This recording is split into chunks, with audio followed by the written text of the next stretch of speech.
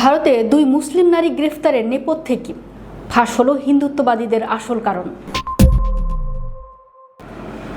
মোদির ভারতে আজ মানুষের জীবনের চেয়ে গরুর দাম অনেক বেশি। যে দেশে মুসলিমদের ঘরবাড়ি বুলডোজার দিয়ে গুঁড়িয়ে দেওয়া হচ্ছে, প্রকাশ্য রাস্তায় পিটিয়ে মারা হচ্ছে, সেখানে এবার উগ্র হিন্দুবাদীদের বিষাক্ত থাবা থেকে রেহাই পাচ্ছে না সাধারণ মুসলিম নারীরাও।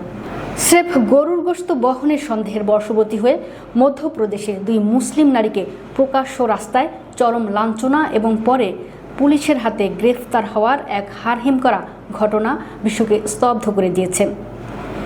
এই ঘটনা বিশ্ববাসীকে আরও একবার চোখে আঙুল দিয়ে দেখিয়ে দিল হিন্দুত্ববাদীদের দাদাগিরিতে ভারত আজ আক্ষরিক অর্থেই মুসলিমদের জন্য এক জ্বলন্ত নরকে পরিণত হয়েছে। সোমবার 29 জুন ভারতীয় সংবাদ মাধ্যমের ব্রেকিং রিপোর্টে ফাঁস হয় এই পৈশাচিক ঘটনা। জানা যায়, গত রোববার মধ্যপ্রদেশের রেরোয়া জেলায় সামান থানা এলাকার রোহি খালের পাশ দিয়ে যাচ্ছিলেন মুস্কান খান ও সাবরা খান নামের দুই মুসলিম নারী।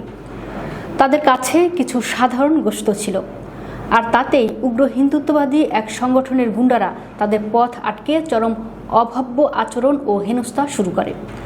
প্রকাশ্য দিবালোকে দুজন নিরীহ নারীকে ঘিরে ধরে গুন্ডাদের এই আস্ফালনে এলাকায় চরম উত্তেজনা ও আতঙ্কের সৃষ্টি হয়।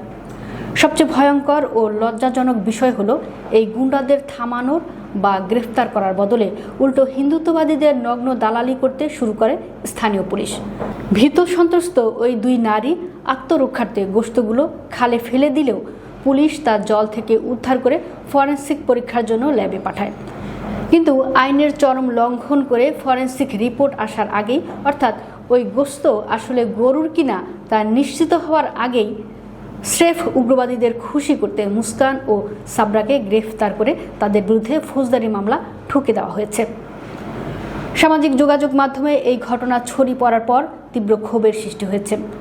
মানবাধিকার কর্মীরা বলছেন, মোদির ভারতে আজ আইন বা বিচার বলে কিছু নেই। আইন এখন হিন্দুত্ববাদী সংগঠনগুলোর পকেটে।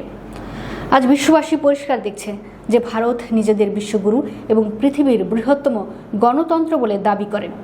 সেখানে আজ একজন মুসলিম নারী রাস্তা দিয়ে একটু গোশত নিয়েও শান্তিতে হাঁটতে পারেন না। বিচারহীনতা ও উগ্রবাদের এই নগ্ন রূপ ভারতকে আজ আক্ষরিক অর্থেই এক ধর্মান্ধ ও ফ্যাসিবাদী রাষ্ট্রে পরিণত করেছে। হিন্দুত্ববাদীদের এই চরম আস্ফালন আর বর্ণবাদেই একদিন ভারতের মানচিত্রকে ভেতর থেকে টুকরো টুকরো করে দেবে।